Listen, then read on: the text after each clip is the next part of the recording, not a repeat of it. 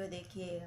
पहली पूजा तोहार हो गौरी के ललनवा, पहली पूजा तोहार हो गौरी के ललनवा। ब्रह्मा से पहले हो विष्णु से पहले, ब्रह्मा से पहले हो विष्णु से पहले, शिव जी से पहले तोहार हो गौरी के ललनवा। पहली पूजा तोहार हो गौरी के ललनवा।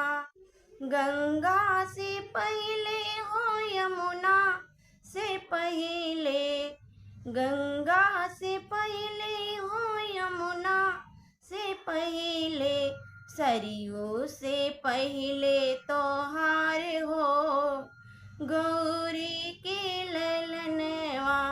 पहली पूजा तोहार हो गौरी के ललनवा।